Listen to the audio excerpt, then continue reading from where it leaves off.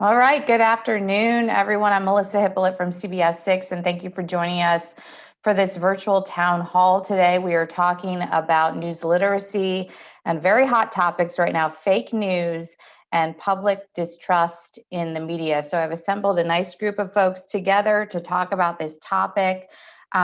We've got students in the Richmond Public School System. We have a couple of journalism professors from VCU and UVA, and then we have some folks who work for the Richmond Public School System. So I want to get started by going straight to our students because this is about news literacy and learning. And if you guys could just introduce yourselves when you start talking and explain where you get your news from these days. Because I remember when I was in high school, the place that I got my news was my parents. I mean, they talked about what they were reading in the Washington Post, which is our local paper, and they talked about what they saw on the national television news. That was essentially my news sources. So things have obviously changed quite a bit in modern times where everyone has a phone and internet access and access to social media. So if you guys could just introduce yourselves and then explain where you get your news, and if you ever hear about fake news or opinion-based news, that would be really helpful. So I'll open it up to you all.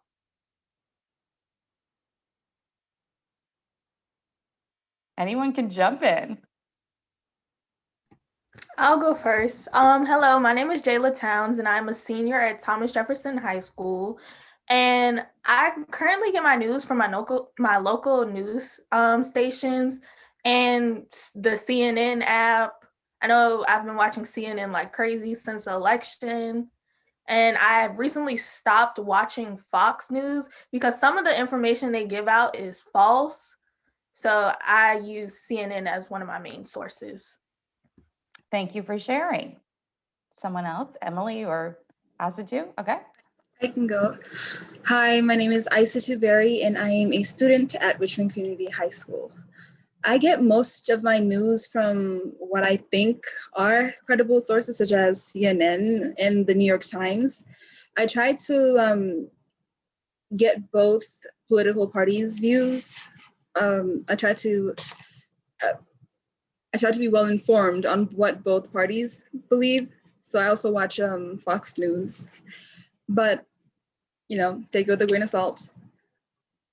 I also get a lot of my news from Twitter. I just made a Twitter account.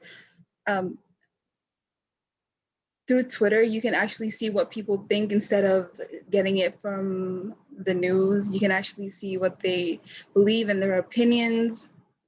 So yeah, those would be my sources. Okay. And Hakeem or Emily? My name is Emily Sarabia. I am a student from Georgetown High School, and the news sources I rely on is CNN, NBC, CBS, and if I'm on social media, I rely on the Shade Room also because it would give information on what's going on today. I could say not all news sources are reliable because some of them don't provide facts. I don't watch Fox News because to me, in my opinion, it's not reliable, and it's agreeing on one political side of the party. What is Shade Room? I'm not familiar with that. The Shade Room is where all the drama or everything that's going on in the world today is posted on Instagram. Okay, cool. Well, I learned something. And Akeem, do you want to share where you get your news? Hello, so my name is Akeem Meredith. I apologize for what popped up on the screen when I logged in at first. I get my news. I watch CNN when I go to Mr. Conroy's class every day. You start that off for the first 5 minutes. I watch the news occasionally, get most of my news from Twitter. And if left around, I will read the newspaper. Not a fan of it though. And for our students, have you ever heard friends or have you yourself fallen victim to believing something that actually wasn't real news?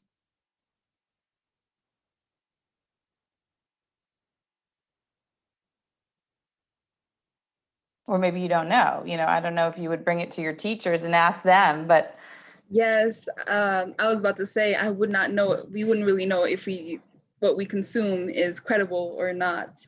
I try to like many of the other panelists, I try my best to consume media news from an outlet that is widely accepted and the most popular, because usually, like, if many people will read it, there tends to be like less fraud because people will be able to detect it. Like, more people will be looking for it. It's so hard today because you've got people who I noticed a lot of you said you love CNN, or that's what you use. And a lot of people will say they're biased these days, or that's a lot of opinion news there, just on the other side of Fox News. So it's really hard to discern. And I want to go to Mr. Conroy, government teacher in Richmond Public Schools.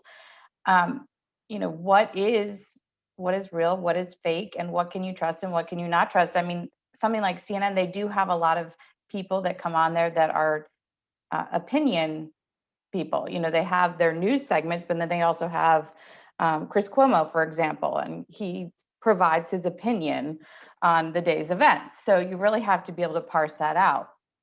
And Mr. Conroy, if you could open up and kind of talk about how you teach that to your students. Yeah, of course. So my name is John Conroy, and I teach at George Wythe High School. I'm a U.S. government and history teacher there. And, this is something that is incredibly important, a part of our curriculum as teaching students, because when we're looking at researching topics, we have to make sure we're looking at credible sources. So that's something that we're always looking at, and something that we understand with news sources, primary sources, is that they do carry bias with them. And that's something that, I love that Isa is saying, like, oh, I want to try to get both sides of the story, because it's important to see, just because something is leaning the way we want it to lean doesn't necessarily not mean it's unbiased. And this is something, Emily and Akeem, my students, will tell you that we're always looking at, what is the currency, the relevancy, the authority, the accuracy, and especially purpose of articles and information we're looking at online. So have you heard about some of these alternate sources, like Emily mentioned, Shade Room, which again, I wasn't familiar with. Do your students come to you with these social media sites and ask you, do you think this is credible, what I just saw on TikTok, for example, or something? Actually, usually what students will come to me with is showing me stuff and be like, look how uncredible some of these things they'll see on the news is. I'll see some students send me screenshots of articles they've seen on Facebook or Twitter, and they're like, can you believe someone's actually posting this and trying to make this seem like it's real? I'm amazed at how well our youth is at, how good our youth is at really discerning bias in media sources, especially when looking at social media. It's something where, when we were talking about on the first couple of weeks of school, none of my students really were jumping up and saying, oh yeah, social media, we should be citing that in our research papers and in our arguments. So what do you teach your students about fake news? And then we can also go to Professor Is as well, the curriculum coordinator, to talk about what is fake news and how do you impart that on your students? Well, I'll just start off, and I would love to hand this over to Richmond City's curriculum specialist, Professor Mazarawi Israel.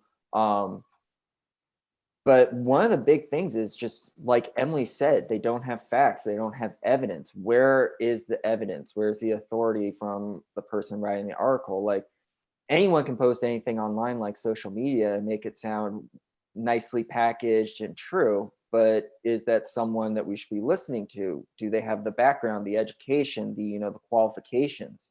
And also just always trying to examine, what is their purpose? What is their goal? Is it to inform, or is it to convince you of something? Yeah, I like how you said that. Just today, my husband was raving about something he was listening to on Barstool. Now, I'm not familiar with Barstool. I never go to Barstool. Me personally, I only, go to places like Wall Street Journal, New York Times, Washington Post, et cetera, for my news. And he claimed, he was just listening to it for entertainment purposes.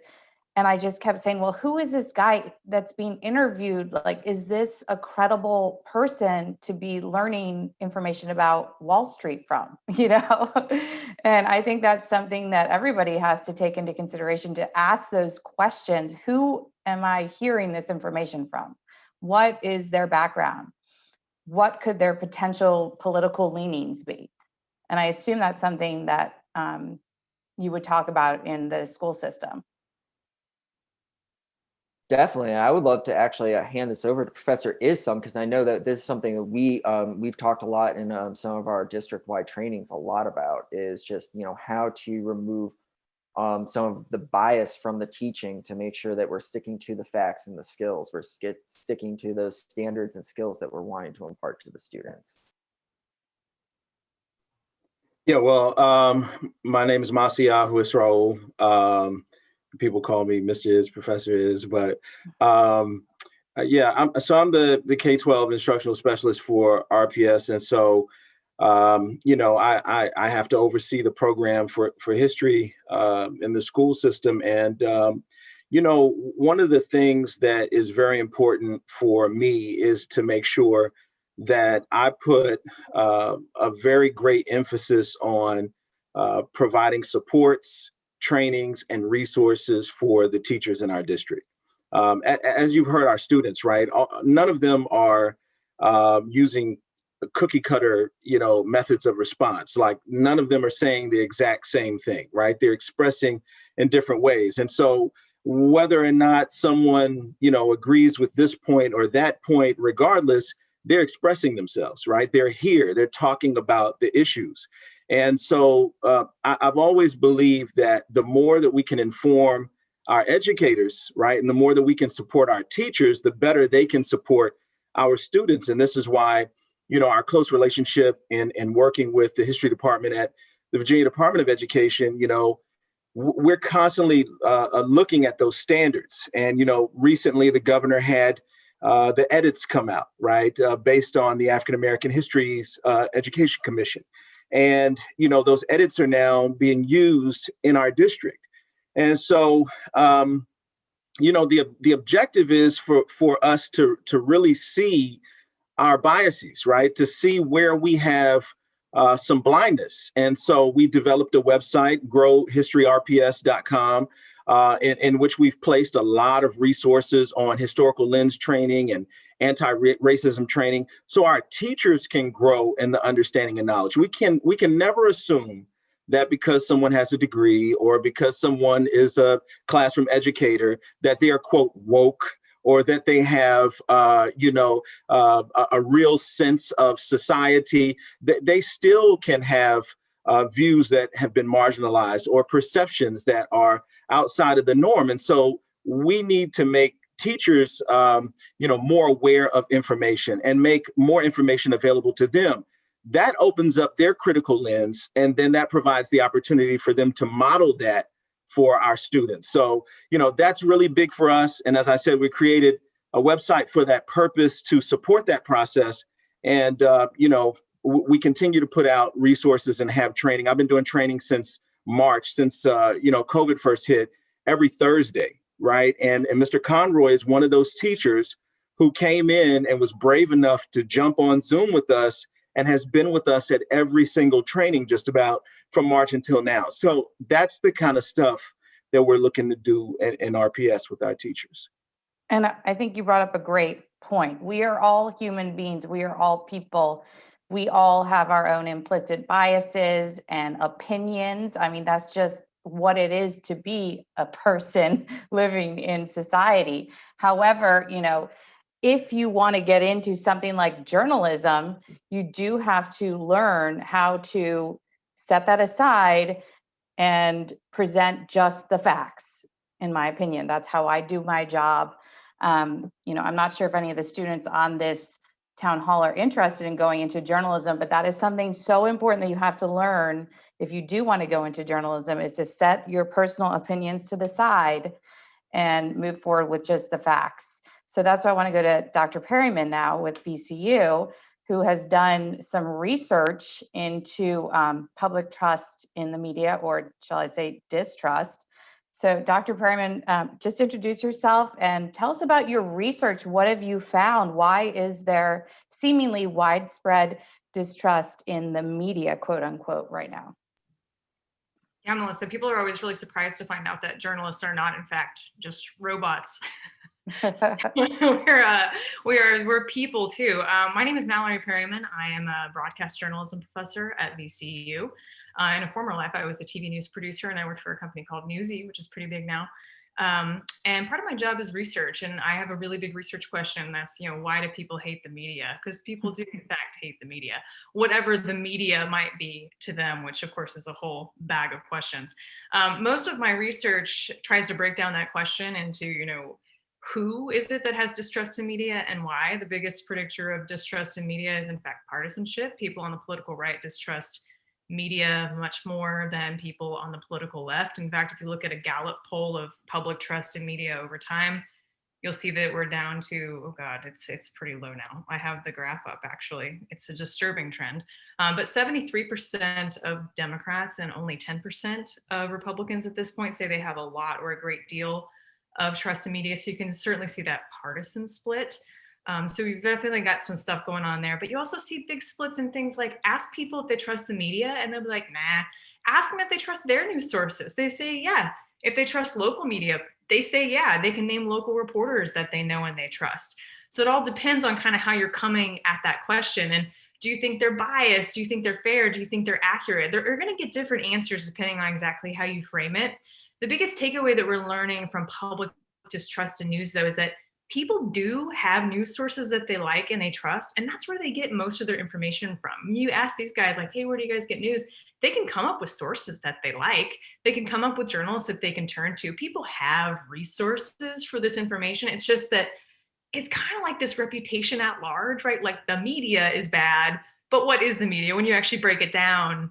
And we see that phenomenon with a lot of things. People will say, yeah, I hate the Affordable Care Act, but then they like all the premises within the Affordable Care Act. So it's actually pretty common, but it is kind of a problem when you've got people saying things like, I don't like the media, I don't trust journalists. They're less likely to talk to journalists, to be interviewed by journalists, which makes it harder to get different voices in the news. We've seen the same voices over and over again. And one reason is because I'm sure you know this, Melissa, sometimes it's hard to get people to talk to you. They won't return your phone calls when you've got this whole perception of the media. And even if it is people only on the political right distrusting media, well, that's kind of a problem because there's a lot of people on the political right.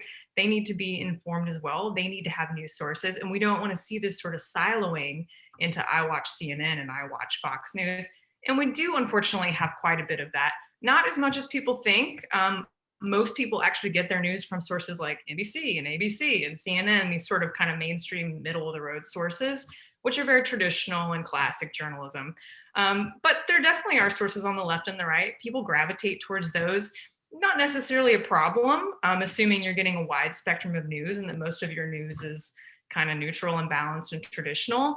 But you can see that it does cause problems when even if you have a small section of the country consuming misinformation or disinformation or conspiracy theories, as we saw with the insurrection at the Capitol, a small group of people consuming dangerous information can lead to outcomes, even if it's not super widespread.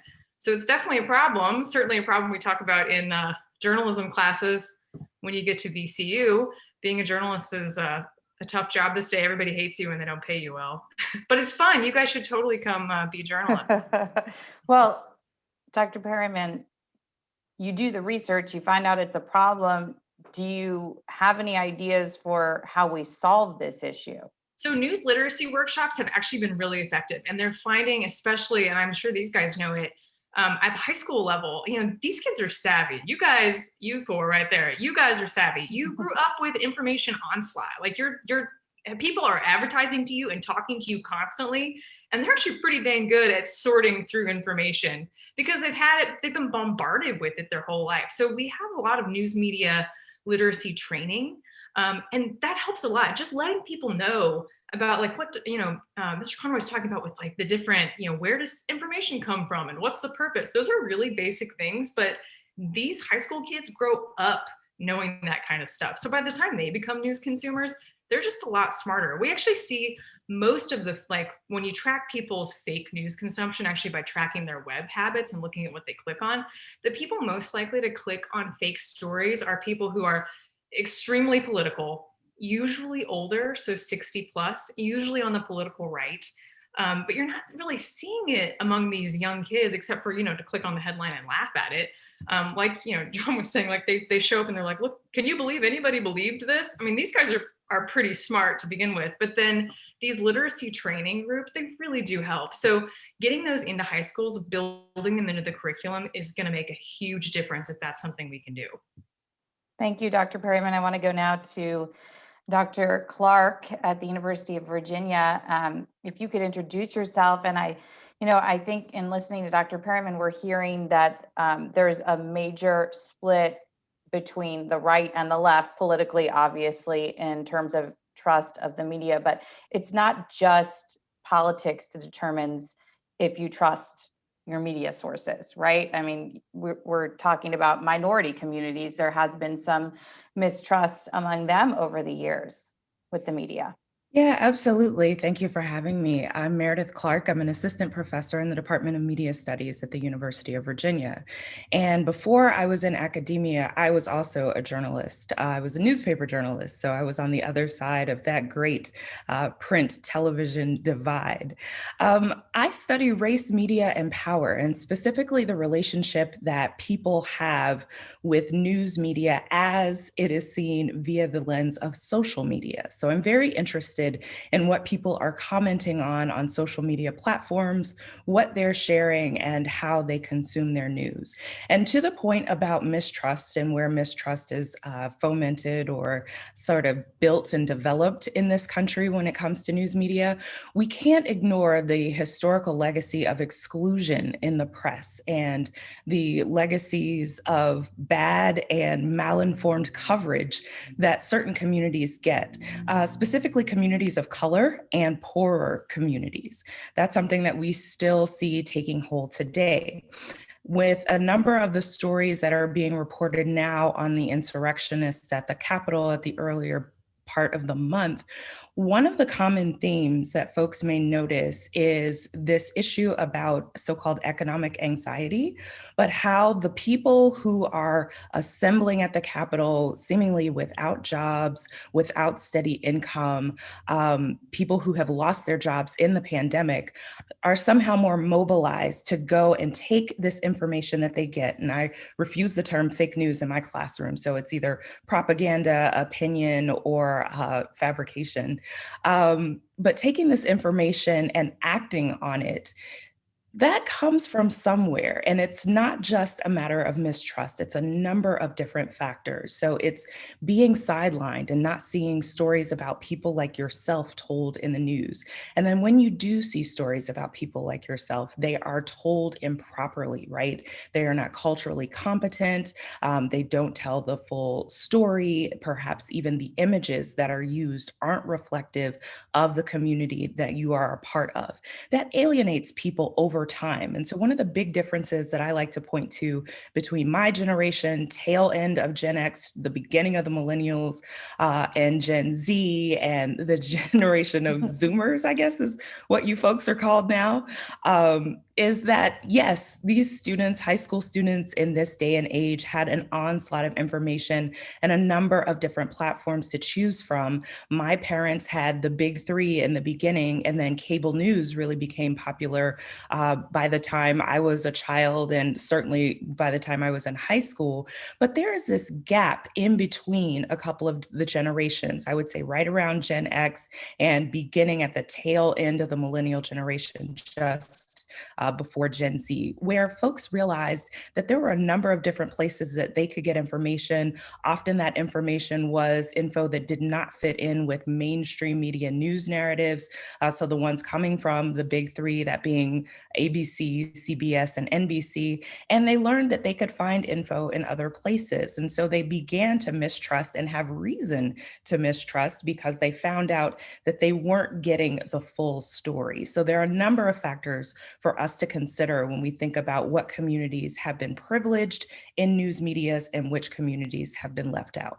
And something you mentioned when we were setting this up is COVID and, some rumors that have spread via news sources Mhm. or social media that perhaps were not accurate. Absolutely. So, one of the things that I've been paying attention to here recently, it started with following memes about COVID. Again, I study social media, so I study memes. And the things that people were laughing about when we still had something to laugh about in those early days of the pandemic. But then taking a look at how the conversation turned in those memes, and those memes became sources of misinformation.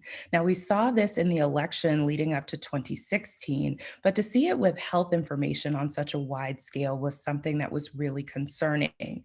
And where my concern comes from as a researcher is how the relationships we have with other people affect our information consumption. So, at the very beginning of the program, you mentioned that you used to get your news from your parents.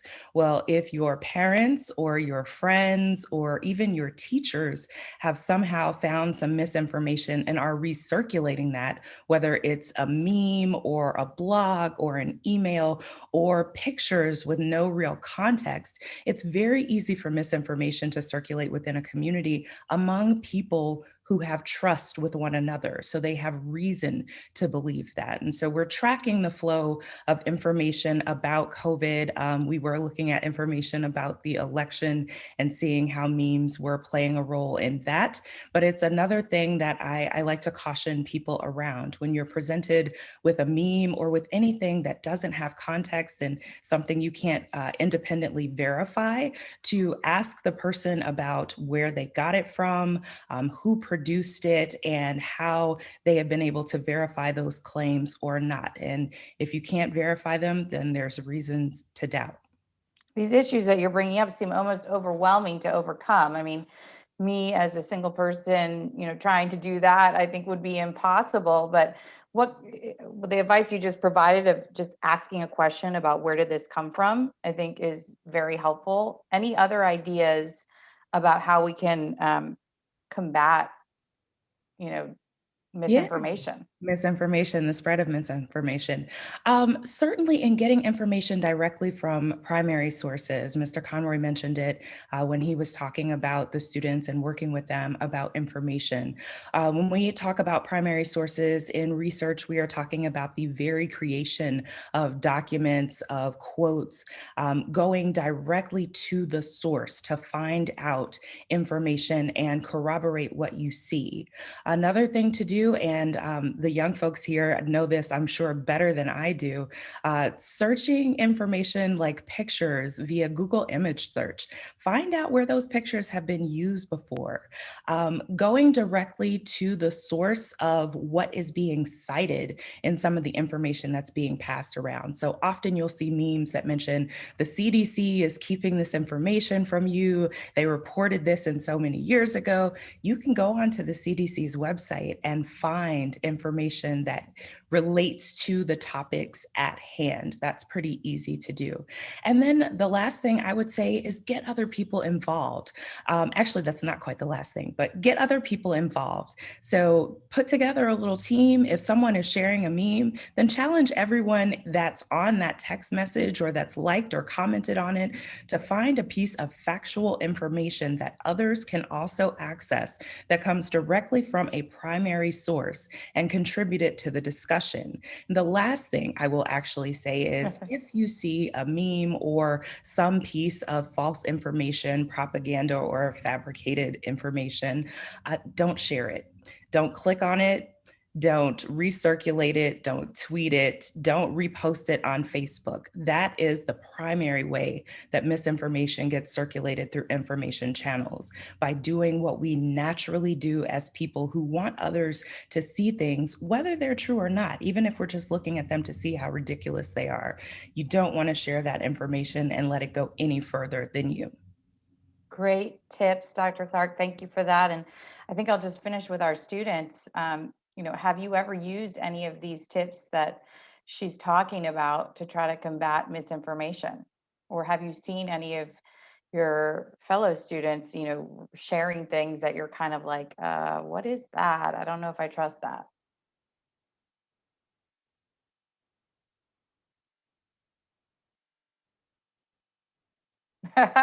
Not a lot of. I think like when the pandemic first started, I actually have a screenshot on my phone and I had sent it to my mom. It was saying like how every 4 years, since we have an election every 4 years, there's always like an illness that's going around. So like they said like 2016 was Ebola, then there was the swine flu, and I had seen somebody repost it, and so now what Instagram is starting to do is starting to flag posts for fake news, and like now once you post stuff about COVID, it flags it for fake news if it's false, and it flags it with information to send you directly to the CDC to see if the information is true, which is something that's like really helpful nowadays because now people are just posting stuff because, oh, somebody else has posted it. And if it's on social media, then it should be true. I don't feel like everything on social media is definitely not true. It's certain people that just want to spread false information to get like a reaction out of people, which isn't right. I think that's an interesting point for sure. I like, the concept of sending you back to the CDC website to verify for yourself. Some people might say, well, I can't even trust Instagram. And, if they're flagging something as fake news, I mean, who are they? They're a company, they're a private entity. So to send you back to the primary source, I think that's an excellent way to handle things. Any of the other students on here, can you think of any fake news, misinformation, opinion, articles or posts on social media that you notice that you kind of question? Yes, this goes back to what happened a couple of weeks ago at the Capitol. And online, I saw that it was a post that was photoshopped, but it was hard to tell if it was photoshopped or not. They were saying that someone was hung and that the Capitol was completely on fire. So that sort of kind of gives you like some anxiety, right? So like a shot of adrenaline or something. So what I immediately did was like go on Google and find out more information about that. That's what I did, but someone could have taken that like in a whole different way. Someone could have, well, I don't know what anyone else would have done, but yeah. Yeah, I think that's really scary, the Photoshop stuff. It's so easy to do that now. And I mean, things can look very, very real when they're not real. So I appreciate you bringing that up. Mr. Conroy, have you heard anything to that effect from your students? I know you said they do come to you and show you posts that they're questioning.